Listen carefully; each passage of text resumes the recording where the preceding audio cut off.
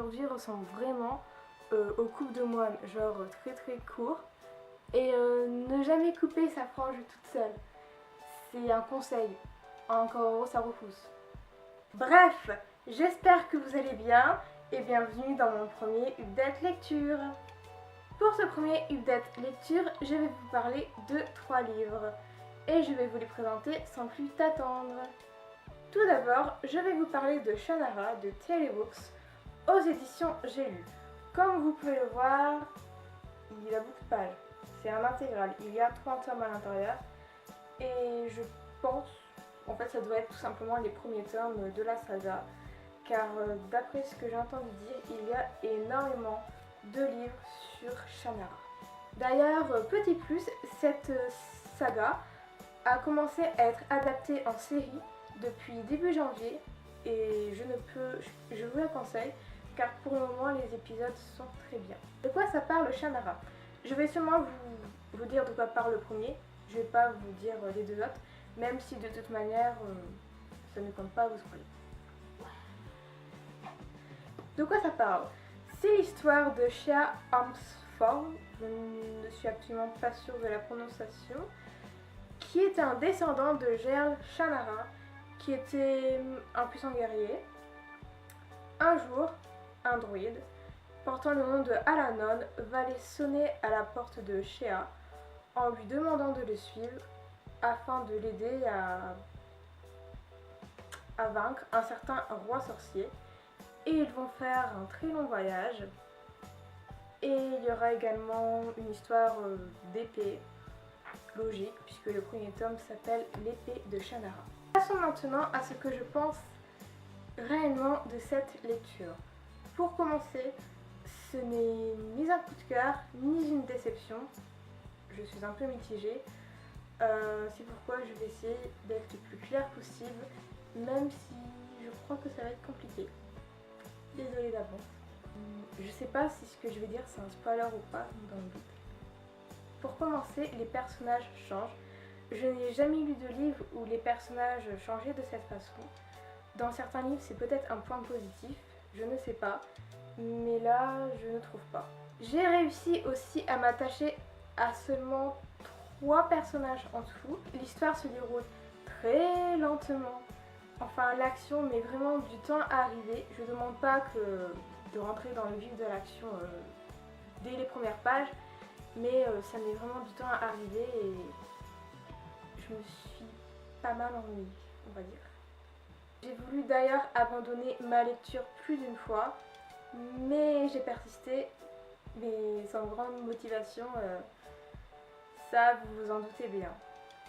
Ce n'était pas une lecture désagréable non plus, mais j'en attendais beaucoup et finalement j'ai été assez déçue. J'ai retrouvé également plusieurs similitudes avec Le Seigneur des Anneaux alors que je n'ai vu que les films. En gros, une histoire sympa mais un gros manque d'action. Passons maintenant à un livre dont j'attendais vraiment cette update lecture pour en parler. Je sais pas si c'est français ce que je viens de dire, mais je suis sûre que vous m'avez compris. Il s'agit de Le Journal d'Anne Frank aux éditions Le Livre de Poche. Je ne vais pas vous préciser de quoi parle ce bouquin ou encore qui est Anne Frank parce que vous le savez, c'est obligé, c'est Anne Frank quoi. Qu'est-ce que vous voulez que je vous dise? Voilà, je pense que vous le voyez à mon énorme sourire que j'ai aimé ce livre. Je pensais d'ailleurs pas l'aimer autant, mais je l'ai beaucoup aimé, même s'il m'a brisé le cœur, c'est le cas de le dire. Parce qu'à la fin, ma gorge ou même mon ventre, j'avais une énorme boule. C'est puissant quoi, sérieusement. C'est l'histoire banale d'une jeune fille qui va raconter dans son journal sa vie de tous les jours. Mais ce qui est moins banal, c'est que ça se passe pendant la guerre, pendant que Hitler est au pouvoir. Ce livre est aussi intéressant que bouleversant. Je ne vais pas dire que c'est un coup de cœur, mais en tout cas, ce que je sais, c'est que c'est ma première bonne lecture de 2016. Ensuite, ce que j'aimerais dire, c'est que peut-être, je ne sais pas où est-ce que vous en êtes dans les études, au collège, au lycée, peut-être que vous avez complètement terminé vos études, mais les profs ont tendance à être un peu chiant quand il s'agit de classiques. À force d'entendre les profs parler de classiques, on se met un peu en tête que c'est barbant, que c'est ennuyant, que c'est chiant. Non, ce n'est vraiment pas le cas. Les autres, je sais pas, je les ai pas lus. Enfin, j'ai pas encore lu d'autres classiques, même si je compte m'y mettre. Mais en tout cas, Anne Frank, il est pas barbant. Il est vraiment cool comme livre. Il est intéressant quoi. Donc je ne peux franchement que vous le conseiller. Si vous pensez que les livres classiques c'est chiant, lisez Anne Frank, vous changerez probablement d'avis. J'en suis à 100% sûre. Cette update lecture, normalement, ne devait contenir seulement 2 livres, pour la simple raison que je ne pensais pas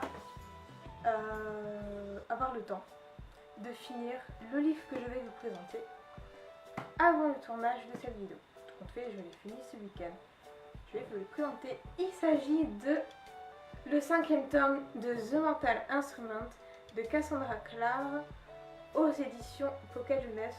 Et donc c'est la cité des âmes perdues. Oui, j'ai oublié de te dire, je me rattrape. Donc vous l'avez vu, puisqu'en fait je l'ai acheté au mois de décembre et je l'ai déjà lu parce que j'adore cette saga, tout simplement. Je vais vous redire un peu le speech. Donc il s'agit de Clary qui du jour au lendemain, sa petite vie tranquille va changer. Elle va rencontrer des chasseurs d'ombre. Et des chasseurs d'ombre, c'est quoi? Eh bien, les chasseurs d'ombre, ça chasse des créatures obscures, comme des démons, comme des vampires, des loups-garous, etc. Vous n'imaginez pas à quel point j'ai été contente de retrouver nos héros. Enfin, j'ai été vraiment contente de les retrouver parce que, en fait, je me suis rendu compte qu'ils m'avaient vraiment manqué, quoi. Dans ce tome, j'ai particulièrement apprécié l'évolution de certaines relations. Je ne vais pas dire de nom parce que si vous êtes qu'au tome 1, j'ai un peu peur de vous spoiler et ça serait pas sympa du tout. Mais c'est quelque chose que j'ai beaucoup apprécié. Si vous l'avez lu, vous devez sûrement savoir de quelle relation je parle. Il y a tellement de choses à dire sur ce tome que je vais essayer de faire simple et très court. Premièrement, Jace, je l'ai vraiment aimé dans ce tome. Il m'a brisé le cœur à plusieurs reprises. Ensuite, il y a Clary. Clary dont j'ai trouvé que le personnage avait vraiment beaucoup évolué. Mais je sais qu'il y en a qui ne l'aiment pas. Mais perso, dans ce tome 5, je l'ai vraiment beaucoup apprécié. Vraiment un gros coup de cœur pour ce tome, plus encore que les précédents. Cassandra Clare a vraiment le don de me mettre sur les fesses à chaque lecture quand même. Si vous n'avez toujours pas commencé cette saga, faites-le, vous ne le regretterez absolument pas. Cette update lecture est à présent terminée, j'espère que vous l'avez appréciée. Si c'est le cas, n'hésitez pas à laisser un pouce bleu sur la vidéo, à la partager, à vous abonner à la chaîne si ce n'est pas encore fait. Je suis également sur les réseaux sociaux, tout est en barre d'infos. En attendant, je vous dis à la prochaine. Ciao!